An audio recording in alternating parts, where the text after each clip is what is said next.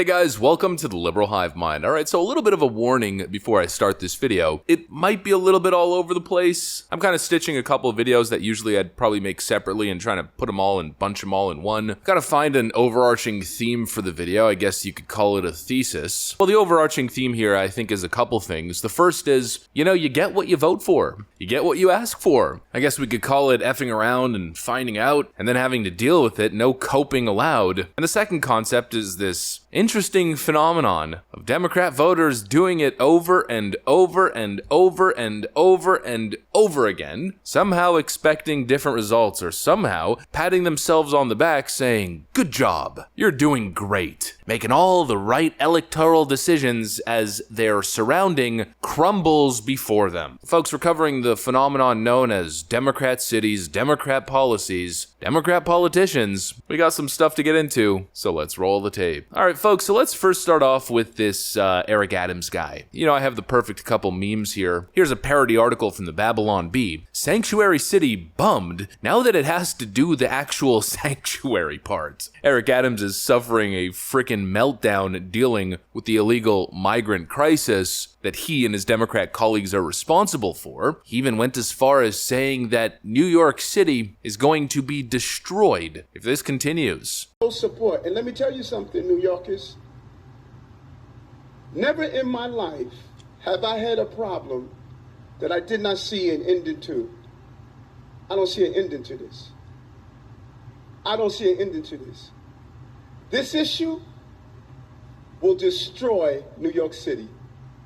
Destroy New York City. We're getting 10,000 migrants a month.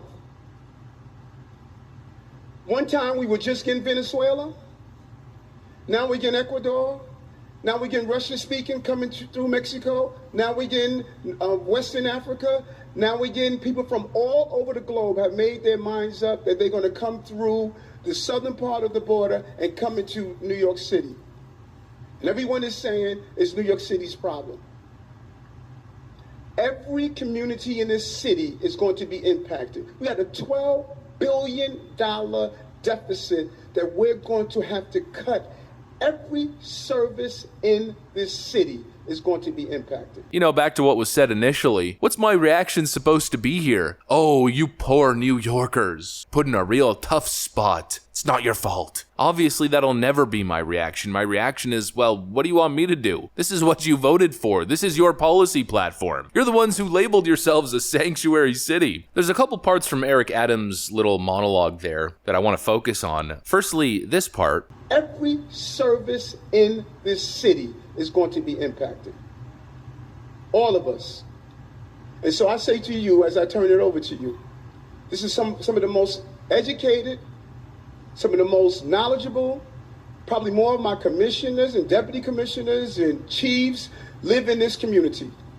So as you asked me a question about migrants, tell me what role you played.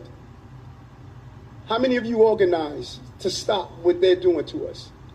This is copium. This is hardcore delusion. Eric Adams claims that someone else is doing it to New York. Greg Abbott, I assume, is doing it to us. No, dumbass. You're doing it to yourself. All you New York Democrat voters are doing it to yourselves. You created this problem. You created this perverse incentive for people to pack their bags from all over the world and to make this treacherous journey to the southern border. You did that. And now that you have to deal with it, well, all of a sudden it's a problem, huh? Give me a frickin' break. He also said earlier that New York City's headed towards a deficit. Again, what's my reaction supposed to be? Oh, well, confusion? Oh, how did that happen? Again, you Democrat clowns did it to yourselves. High taxes, burdensome regulations. Then when 2020 rolled around, what'd you do? You went hardcore authoritarian. And so wealthy people and businesses, what did they do? Well, they left. A good chunk of your tax base left the state. You also declared yourself a sanctuary city because you needed to counter Trump's stances and narratives. And now, well, you have to live up to it. And so hundreds of thousands of migrants are being shipped to New York, and you're going broke. What they're doing to us.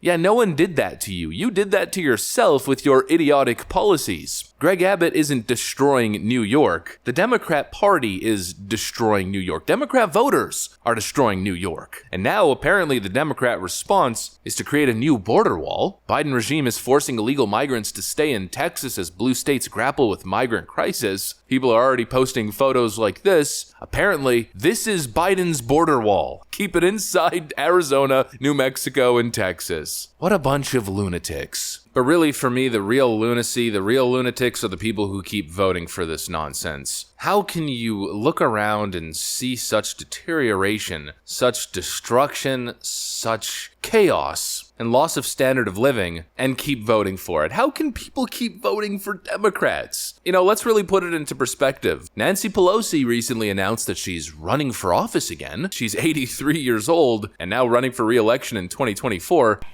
Needs that our city has right now really call for me to stay another term. I had the privilege of representing San Francisco for a long time, and they have given me the latitude to serve as speaker, as leader for over 20 years, and whip as well. Visit 87 countries, served 30 years on the Intelligence Committee, all of those things. But at the same time, being central to my service was representing my district. In gratitude to them for that, I have agreed to stay on another term in order to help meet the needs that we have now. Now, at the same time, our democracy is at risk when we talk nationally. And globally, people are concerned about what it means if our democracy is at risk, and what it means to the war in Ukraine, and what it means to our relationships with NATO, and other alliances that we have.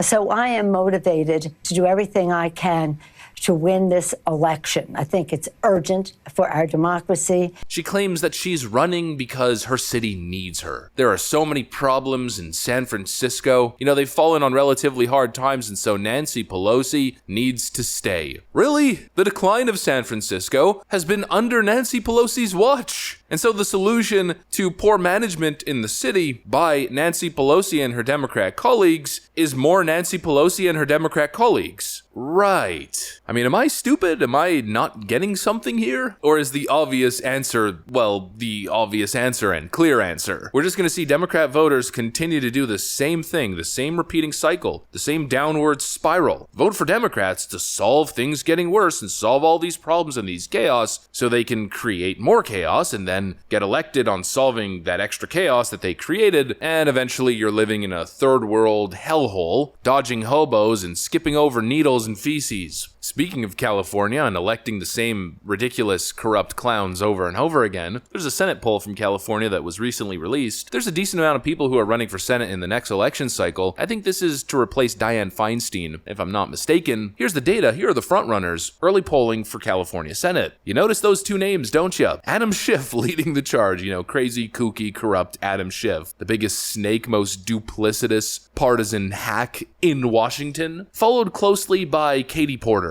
a career opportunist who will say and do literally anything to push the party message while totally disregarding it in her own personal life. You guys know exactly what I mean by that. And also Katie Porter, who allegedly has a history of domestic abuse, psychological abuse, based on some court documents, abused her former husband, and of course fostered an extremely toxic work environment, abusing her campaign staff, and abusing her power when dealing with organizations in her district. I'm not going to rehash the whole story. I've covered it before. You guys have seen it, and you can easily research it for yourself. Yeah, those are the people that Democrat voters in California are strongly behind. Oh, Nancy Pelosi, Katie Porter, Adam Schiff? Oh, well, give it 4 years. California is going to be a utopia, said the crackhead smoking behind a dumpster with Hunter Biden. I don't know, maybe I'm stupid, maybe I'm crazy, maybe I'm not seeing the bigger picture, maybe I'm falling for a con, or maybe it's plainly obvious. Eric Adams, the Democrats, are the problem, and now they're blaming someone else. Maybe Nancy Pelosi isn't the right person for the job being cleaning up San Francisco and I guess California as a whole, and leading it out of its current depressive, declining state. I don't know, you tell me. I just know what I know, and I feel what I feel, and that's pretty much it. These people are insane and don't belong anywhere near the levers of power. That's my opinion. Anyways, that's what I got for you guys. Hopefully you enjoyed it. If you did, make sure to leave a like and possibly subscribe. Thanks for watching, and I'll see you on the next one.